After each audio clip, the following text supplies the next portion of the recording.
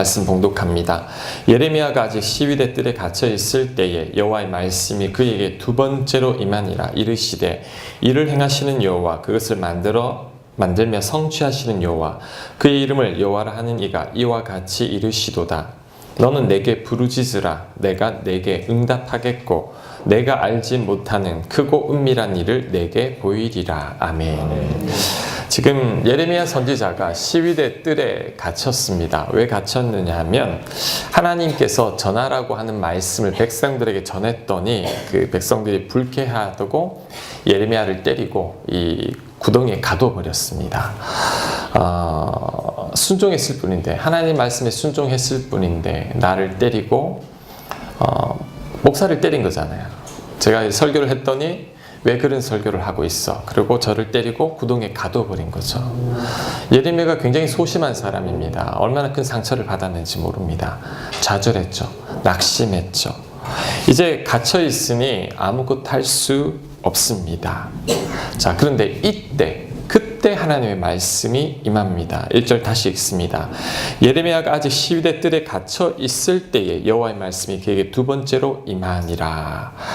마찬가지입니다.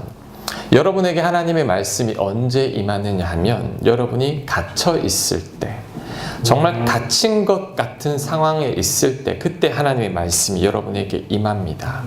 사방이 막힌 것 같고 아무것도 할 수 없고 정말 무기력할 때, 다 포기하고 싶을 때, 그때 하나님의 말씀이 여러분에게 임합니다.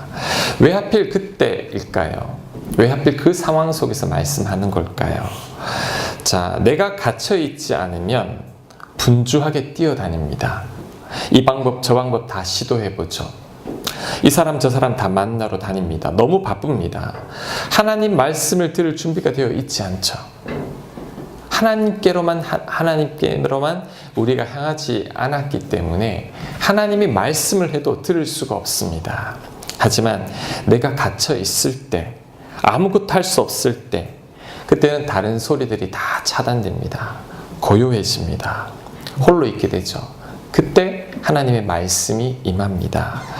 다윗이 언제 하나님의 음성이 임하느냐면 사울에게 처음 쫓겨다닐 때, 그는 처음에는 아내한테 갔다가 친구한테 갔다가 제사장한테 갔다가 이리저리 돌아다니다가 마지막으로 가드로 망명을 합니다. 망명을 했는데 이제 다윗을 죽이려고 하자. 그가 미친 척하면서 도망치잖아요. 다윗이 울면서 간 곳이 아둘람 굴입니다. 그 굴에서 하나님 앞에 통곡하며 울 때, 그때 하나님의 말씀이 임합니다. 홀로 있을 때. 모세가 언제 하나님의 말씀이 임하느냐면 광야에서 갇혀 있을 때입니다. 광야는 넓은 지역이지만 그는 홀로 구하다 보니 갇혀 있는 상황과 똑같죠. 그때 하나님께서 그에게 찾아가셔서 그를 부릅니다. 바울이 굉장히 열정적인 사람입니다. 하나님께서 그에게 언제 성경을 기록하느냐 하면 그를 가두어 버립니다. 감옥에 가두어 두고, 그때 성령께서 그의 마음을 감동케 하셔서 편지를 적게 하는데, 그것이 바로 오늘날의 이 신약 성경이 되었습니다. 하나님은 우리를 가두어 놓고 그때 하나님의 말씀을 들려주십니다. 자, 여러분이 언제 하나님의 말씀이 잘 들어오는지 아세요? 갇혀 있을 때, 정말 아무것도 할 수 없을 때, 하나님 외에는 다른 것들이 보이지 않을 때, 그때 하나님의 말씀이 임합니다. 그래서 저는 복 중에 최고의 복이 말씀이 들리는 복입니다. 성경 말씀을 펴면 옛날에는 졸음만 하는데 어느 순간에 이 말씀이 들어오기 시작합니다. 성경 말씀이 다 나한테 주는 말씀 같습니다. 예배를 드리면 목사님이 꼭 내 이야기를 다 아는 것처럼 말씀을 전하는 게 느껴지는 것, 이게 복입니다. 왜? 하나님께서 이제 여러분에게 드디어 말씀하기 시작하는 거죠. 하나님이 말씀하기 시작하면 하나님을 만나게 됩니다. 하나님을 깊이 간증하게 되죠. 더 하나님의 큰 은혜를 느끼게 되는 거죠. 우리에게 최악의 상황은, 크리스찬들에게 최악의 상황은 말씀이 들어오지 않는 겁니다. 말씀을 읽어도 아무런 감동이 없고, 설교 말씀을 들어도 아무런 느낌 없는 것, 이게 제일 안 좋은 상태입니다. 교회 왔다가 몸만 왔다 갔다 하는 거죠. 오늘 내가 무엇을 들었는지도 전혀 남지 않는 것. 이것이 바로 최악의 상황입니다. 사무엘상 3장 1절 말씀 제가 읽습니다. 아이 사무엘이 엘리 앞에서 여호와를 섬길 때에는 여호와의 말씀이 희귀하여 이상이 흔히 보이지 않았더라. 하나님 말씀이 희귀합니다. 들리지 않는 거죠. 아모스 8장 11절 주 여호와의 말씀이니라. 보라 날이 이를지라 내가 기근을 땅에 보내리니 양식이 없어 추림이 아니며 물이 없어 가람이 아니요 여호와의 말씀을 듣지 못한 기갈이라. 자, 여러분이 지금 영혼이 메말라 있다면 여러분 음식을 못 드셔서도 아니고 물을 못 먹어서도 아닙니다. 여러분은 하나님의 자녀인데 하나님의 말씀을 먹고 살아야 합니다. 그 말씀이 내 귀에 들어오지 않고 그 말씀이 내 마음에 들어오지 않을 때 내 영적으로 말라갑니다. 너무너무 힘든 거죠. 그 말라가면 오직 하나님의 말씀으로만 극복할 수 있는데 우리는 다른 방법을 찾죠. 이리저리 다니면서 왜 내 이렇게 심령이 메마를까? 답은 없습니다. 다시 그 하나님의 말씀이 내 가슴에 들어올 때 그때 내 심령이 회복되기 시작합니다. 자, 그러므로 여러분이 갇혀 있을 때 창살에 갇혀 있는 것만 의미하지 않습니다. 힘든 현실에 갇혀 있을 때 내일에 대한 두려움에 갇혀 있을 때 사람에게 갇혀 있을 때 자, 그때 여러분 감사하십시오. 왜? 하나님께서 여러분에게 지금 문을 두드리는 것입니다. 네가 이제 내 말씀을 들어야 한단다. 그리고 그때 놀랍게도 하나님 말씀이 들어옵니다. 그 말씀이 나를 살리게 되는 거죠. 제가 처음 이곳에서 교회를 이제 시작할 때 정말 갇혀 있는 것 같았습니다. 아니 이 넓은 들판에 뭘 갇혀요 목사님. 정말 이 넓은 곳에 창살도 없고 아무도 날 간섭하지 않지만 내일에 대한 두려움 때문에 얼마나 제가 갇혀 있었는지 모릅니다. 너무 힘들었죠. 이제 한 명도 없는 이곳에서 도대체 어떻게 교회를 할 것인가 정말 답답합니다. 그런데 놀랍게도 그때 하나님이 말씀하기 시작했습니다. 제가 읽는 성경 말씀을 통해 얼마나 많은 위로를 주시고 얼마나 많은 힘을 주는지 제가 수요 예배 때 창세기를 12장부터 시작을 했었는데 그때 하나님 저에게 엄청나게 많은 말씀을 주셨습니다. 그때 한 1년 반 정도 이 창세기를 했는데 그때는 몇 명 없으면 수요 예배 서너 명 정도 앉아가지고 말씀을 전하는데 저는 말씀 준비하면서 하나님으로부터 말씀을 다 받았습니다. 그때 수요예배 드린 분들이 이런 말을 합니다. 목사님 수요예배가 더 좋아요. 주일 예배보다. 이유가 있죠. 내가 힘들 때 받은 말씀, 내가 갇혀 있을 때 나 살리려고 하나님이 주신 말씀인데 그 말씀을 같이 나누니 이제 그 말씀이 더 은혜롭게 다가오는 것이죠. 여러분 갇혀 있습니까? 너무 답답합니까? 예레미야처럼 죽을 것만 같습니까? 어떻게 해야 될까요? 여러분 하나님 말씀밖에 없습니다. 여러분이 그 말씀이 여러분에게 들어가기 시작하면 이제 그 말씀이 여러분을 살립니다. 그 말씀이 귀에 들어오고 그 말씀이 눈에 들어올 때 내가 살아나기 시작합니다. 예레미야도 가장 절망적인 그 순간에 하나님의 말씀 이만이 달랐습니다. 2절에 이를 행하시는 여호와 그것을 만들며 성취하시는 여호와 그 이름을 여호와라 하는 이가 이와 같이 이르시도다. 일을 행하시는 분이 하나님이라는 것이 이제 믿어지기 시작하는 거죠. 성취하시는 분이 하나님이라는 것.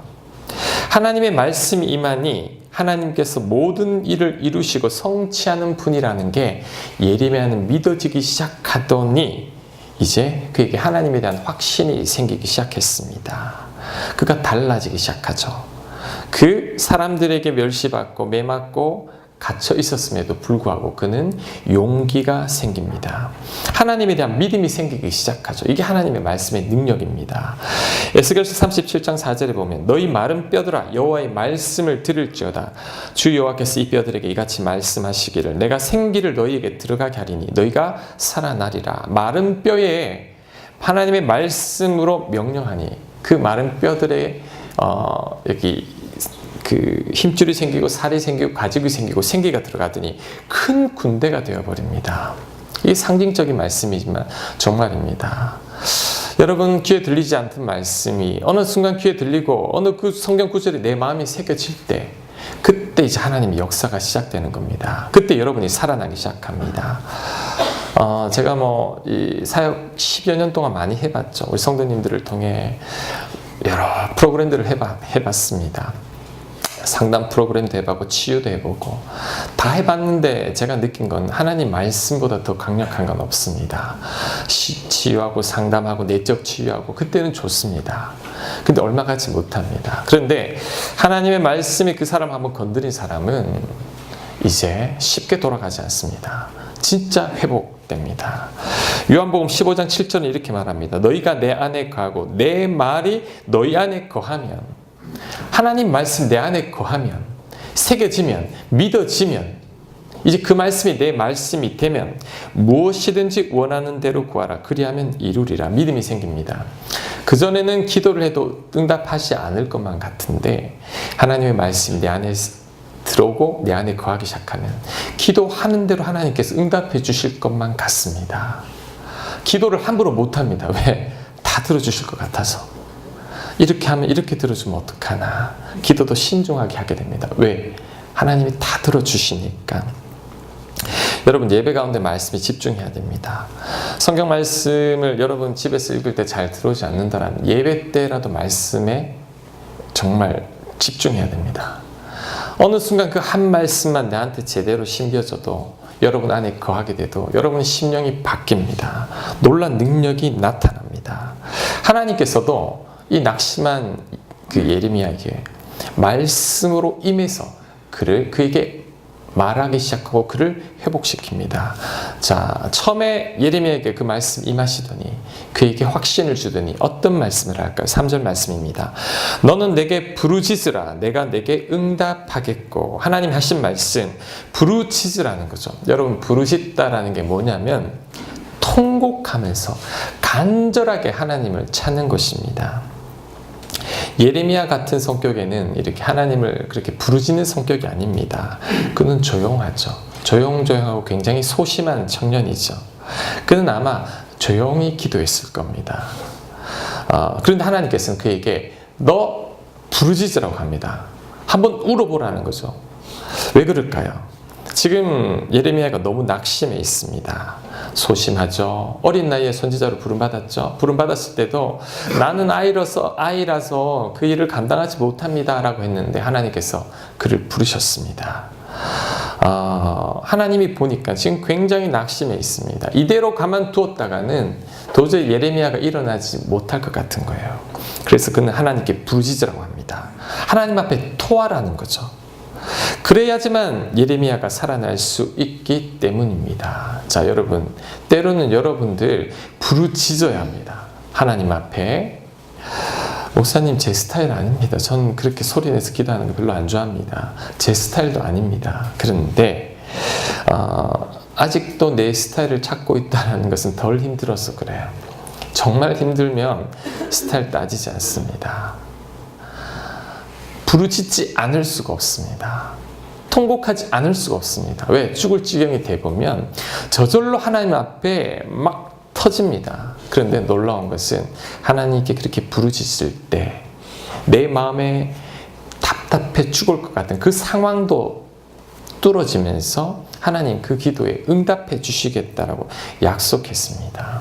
그래서 여러분 답답할 때 때로는 부르짖어야 합니다.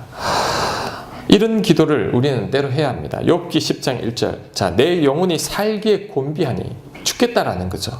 내 불평을 토로하고 내 불평을 토해내고 내 마음이 괴로운 대로 말하리라. 자, 이렇게 할 때 회복됩니다. 시편 142편 2절. 내가 내 원통함을 그는 하나님을 말합니다. 하나님 앞에 토하며 내 우환을 그의 앞에 진술하는도다. 자, 이렇게 하나님 앞에 터뜨려야 합니다. 잘 들으세요. 여러분이 하나님 앞에 안 터뜨리면 여러분 곁에 있는 사람한테 터뜨리게 되어 있습니다. 하나님 앞에 터뜨린 자들은 사람한테 안 터뜨립니다. 하나님 앞에 운 자들은 사람 앞에 울지 않습니다. 하나님 앞에 무릎 꿇은 자들은 사람 앞에 무릎 꿇지 않게 되죠. 하나님 앞에 다 터뜨리게 될 때, 자, 그때 이제 내 안의 답답함도, 내 안에 터뜨리지 못한 것들 병됩니다. 우울증으로 남아 있습니다. 하지만 하나님 앞에 터뜨리며 하나님 앞에 승부를 걸 때, 그때 자, 내가 살아날 뿐만 아니라 하나님께서 그 기도에 응답도 해주십니다. 예레미야 33장 6절 말씀. 자, 예레미야가 이렇게 부르짖을 때 하나님 이렇게 응답하십니다. 6절, 보라, 내가 이 성읍을 치료하며 고쳐 낫게 하고 평안과 진실이 풍성함을 그들에게 나타날 것이며 내가 유다의 포로와 이스라엘의 포로를 돌아오게 하여 그들을 처음과 같이 세울 것이다. 부르짖으며 기도하면 유다를 치료해주고 나중에 포로로 잡혀 돌아갈지라도 내가 다시 불러서 다시 한번 유다를 세워주시겠다라고 약속했던 것입니다. 오늘 이 말씀은 예레미야에게만 하시는 말씀은 아닙니다. 이 말씀은 우리에게 동일하게 말씀하고 있는 그 말입니다. 우리도 이제는 여러분 부르짖을 줄 알아야 됩니다. 엉엉 울어야 합니다. 너무 힘들다고, 죽을 것 같다고, 하나님 도와달라고. 자, 그때 여러분 하나님이 응답하실 뿐만 아니라 여러분 안에 있던 응어리들도 풀어지기 시작합니다. 시편 61편 2절은 이렇게 말하죠. 내 마음이 약해질 때에 땅 끝에서부터 주께 부르짖으오리니. 마음 약해 있다고 집에만 있으면 더 약해집니다. 그때 땅 끝에서부터 주께 부르짖을 때 그때 회복됩니다. 시편 118편 5절에 내가 고통 중에 여호와께 부르짖었더니 여호와께서 응답하시고 나를 넓은 곳에 세우셨도다. 보통 요즘은 고통 가운데 있을 때 집에 있죠. 집에 꼼짝도 안 하고 있고 이불 덮어 쓰고 있고 침대에 누워만 있는데 해결 안 됩니다. 사람 만나러 다닙니다. 어떻게 하면 좋을까? 그것도 해결 안 됩니다. 그때 부르짖어야 합니다. 입을 팍 파묻고 소리 안 들리게 부르짖어야 합니다. 찬양 크게 틀어놓고 하나님 앞에 부르짖어야 되죠. 그때 하나님을 만날 뿐만 아니라 그때 위로를 받습니다. 하나님 앞에 터트린 자들, 사람 앞에 안 터트린다 그랬죠. 자, 여러분 지금 혹시 여러분 무엇 때문에 힘듭니까? 여러분 그것 때문에 부르짖어 보았습니까? 여러분 마지막으로 하나님 앞에 부르짖어 본 게 언제입니까?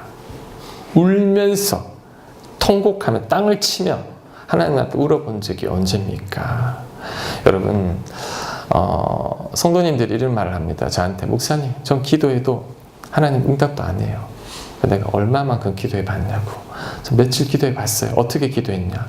그냥 뭐 밥 먹을 때도 기도하고 뭐 이렇게 했는데 저 들어보면 기도가 아니에요. 그건 아니 무슨 예수님 기도 생각납니까? 겟세마네 동산에서 피땀을 흘리며 3번씩 그냥 그렇게 간절하게, 그게 기도 아닙니까? 기도했다고 하지만 제가 보기엔 기도 아닌 것 같은 기도가 너무 많습니다. 하나님 앞에 결판을 지어요. 단판을. 하나님 이거 응답해 주지 않으면 나는 이제 내려가지 않겠다라고. 나 여기서 그냥 죽고 말겠다고. 하나님 앞에 매달리는, 그게 진짜 기도입니다. 이렇게 기도할 때 하나님을 만납니다. 저는 내 마음이 그렇게 해서 그렇게 기도한 게 아니라 하나님 그 상황 속으로 몰고 가니까 정말 어쩔 수 없이 하나님 앞에 이렇게 통곡하며 부르짖는 기도를 몇 번 한 적이 있는데 그때 하나님이 진짜 이게 그 기도를 통해서 하나님께서 그 도와주시는 손길과 또 하나님을 만나는 그 경험들이 얼마나 귀했는지 모릅니다. 그래서 여러분 하나님 왜 나를 안 도와주십니까? 그게 아니라 하나님께 부르짖어 봤습니까? 한번 울어봤습니까? 성경의 다윗은 맨날 울어요. 하나님 앞에. 예레미야는 눈물의 선지자, 통곡하며 맨날 울었습니다. 그게 기도죠. 그게 하나님께 매달리는 거죠.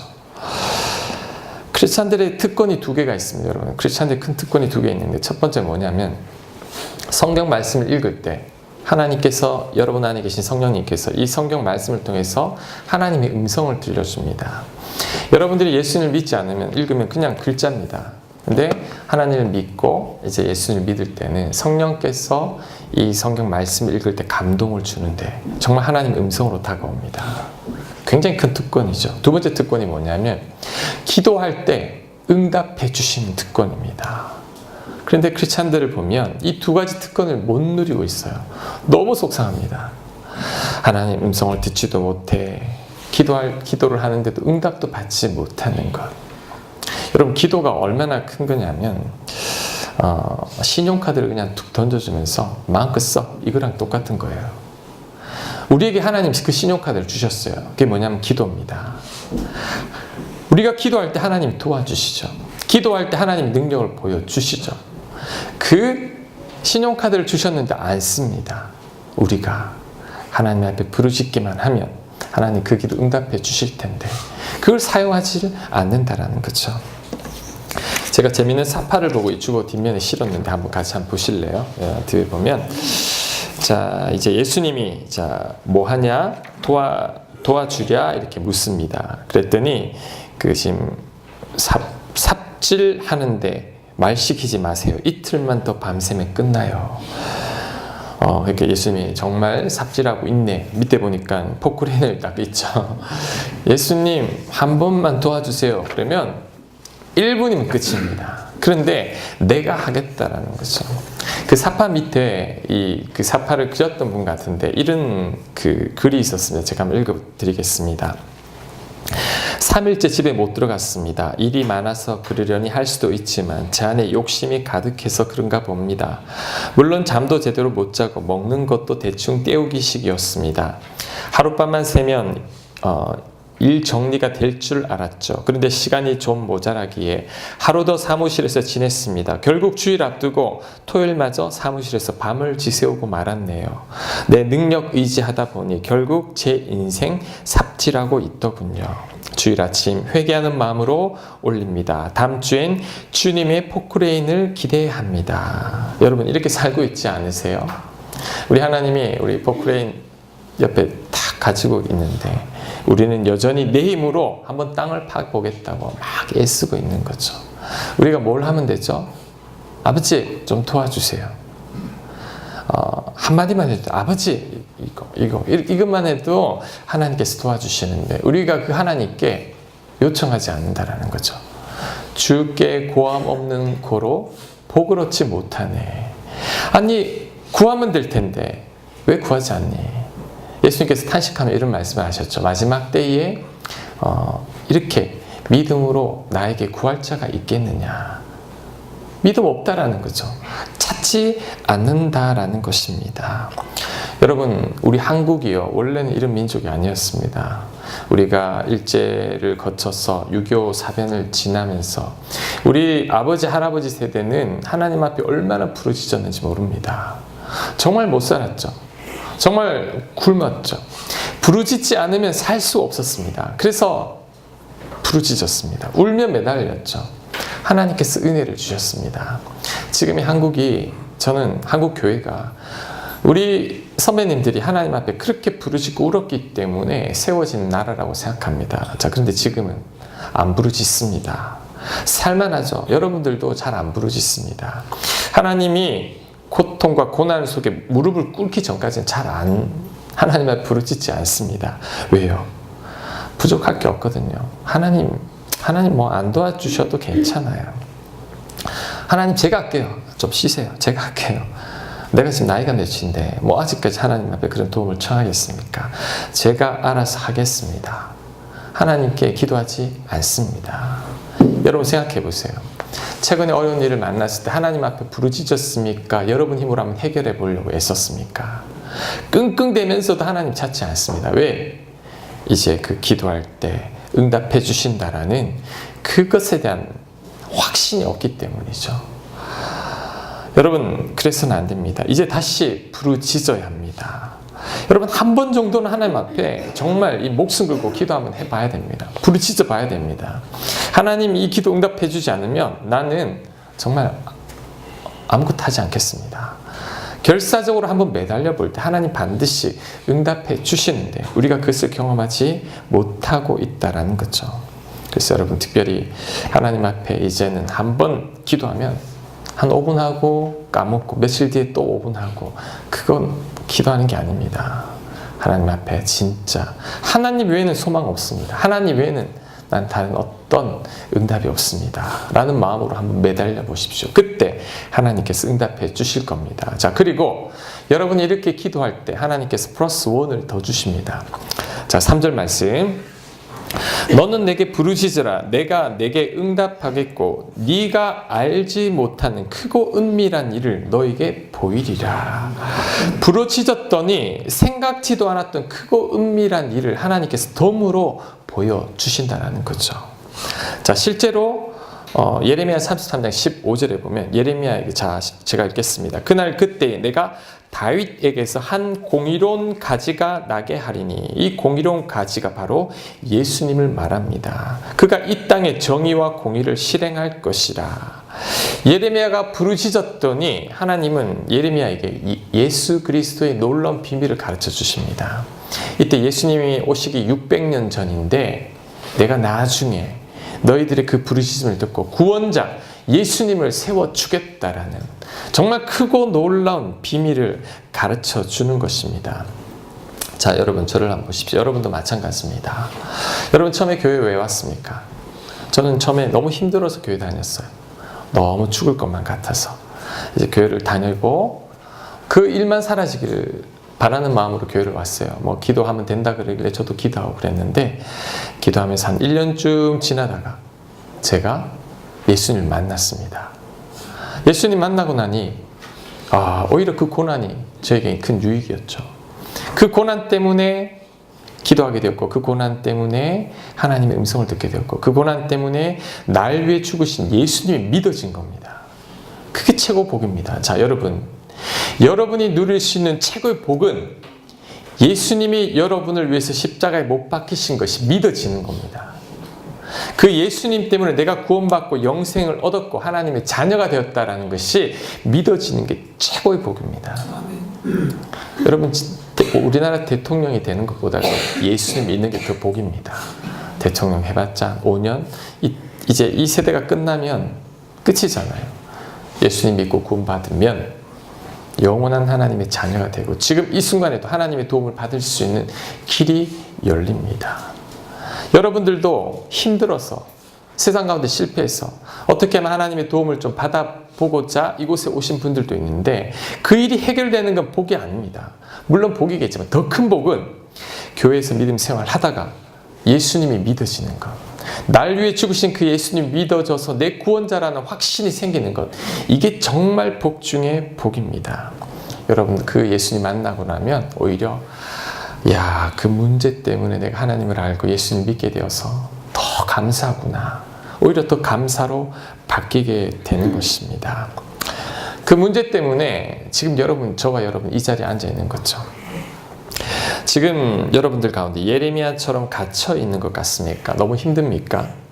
자, 부르짖어 보십시오. 그때 하나님 응답해 주십니다. 부르짖을 때 여러분 안에 맺힌 것들도 풀어질 겁니다.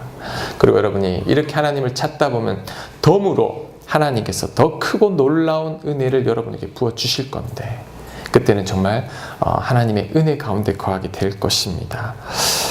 지난주 우리 드론으로 누가 우리 영상을 찍었잖아요. 우리 홈페이지 가서 이제 그 드론으로 된 영상을 또 보는데, 제가 우리 교회를 하늘에서 보니까 이 도저히 펜션 같아요. 십자가는 보이지도 않아요. 어느 시골 마을의 펜션 같은데 어떤 분들 놀러 와가지고 고기 구워 먹고 막 그런 모습 같아요. 제가 보면서 어떤 생각을 했냐면, 도저히 교회가 있을 만한 곳은 아닌데 어떻게 이곳에 하나님께서 교회를 세워주셨구나, 그 마음이 들었습니다. 이곳에 교회가 있을 자리가 아닌데 하나님께서 이렇게 귀한 분들을 모아주셨구나, 얼마나 감사한지. 그때 제가 찬양 가사가 딱 떠올랐습니다. 그게 뭐냐면, 내가 걸어갈 때 길이 되고, 내가 걸어갈 때 길이 된다라는 그 말. 자, 원래는 길이 아니었습니다. 길이 아니었는데 내가 걸어가니까 하나님이 나를 불쌍히 여기사 그곳을 길을 만들어 주셨다라는 거죠. 교회가 있을 자리는 아니지만 교회함 회복했다고 모인 자리에 하나님께서, 그래, 내가 교회를 만들어 주마. 내가 살아갈 때 삶이 되는, 원래는 사는 곳이 아닙니다. 살만한 곳이 아닌데 내가 살아가니까, 그래, 네가 살아가니까 내가 네가 사는 그 자리를 삶의 터전으로 만들어 주마. 그렇게 만들어 주셨다라는 거죠. 하나님께 저에게 그 마음을 주셨어요. 주일날 그 영상을 보면서 그 찬양을 떠올리면서 제가 울컥했습니다. 너무너무 감사했어. 자, 여러분, 우리 하나님 이런 분이십니다. 정말 좋으신 분이에요. 하나님은요, 길이 아니지만 여러분이 걸어가면 여러분 때문에 그곳에 길을 만들어 주십니다. 시즌이 그가 다시 회복되는 것입니다. 마찬가지죠. 여러분이 부르짖을 때, 자, 여러분이 다니는 길이 대로가 될 것이고, 여러분이 하나님께 부르짖을 때 여러분의 삶의 자리가 진짜 복된 자리가 될 것입니다. 성경에 보면 광야에 길을 내고라는 말이 있습니다. 하나님은 광야에 길을 내십니다. 사막에 강물을 낸다라는 말도 있어요.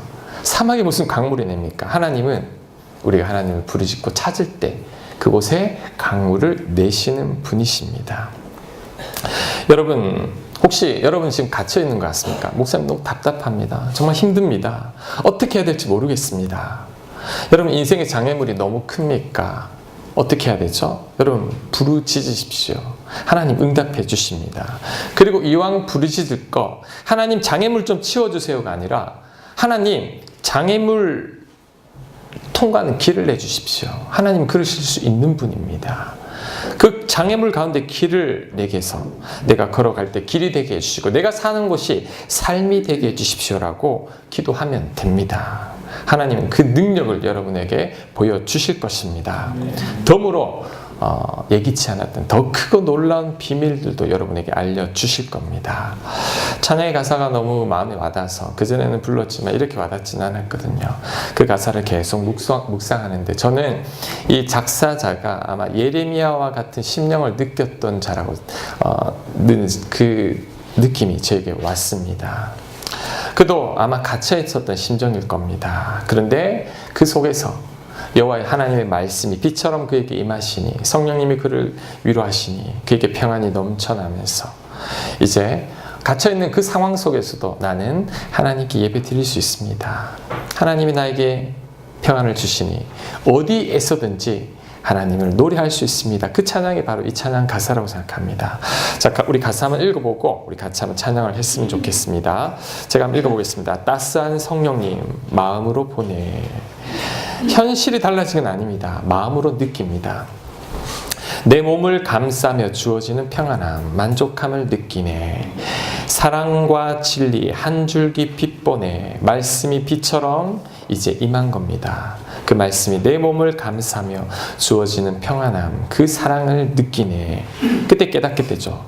부르신 곳에서 나는 예배하네. 어떤 상황에도 나는 예배하네. 비록 내가 구덩이에 갇혀있다 할지라도 나는 하나님을 신뢰하기에 하나님을 예배하네. 내가 걸어갈 때 길이 되게 하시고 살아갈 때 삶이 되게 하는 그곳에서 예배하네. 그 찬양의 고백을 하는 것입니다. 자, 여러분, 그 하나님이 저와 여러분의 하나님이신 걸 믿으십니까? 그 하나님의 말씀을 듣고 그 하나님께 부르짖을 때 하나님께서 저와 여러분에게 놀라운 은혜를 내려주시리라 확신합니다. 아멘. 우리 다 함께 일어나서 우리 이 찬양 우리 같이 한번 하고 우리 봉헌하고 우리 하나님 앞에 우리 기도하도록 하겠습니다. 따스한 성령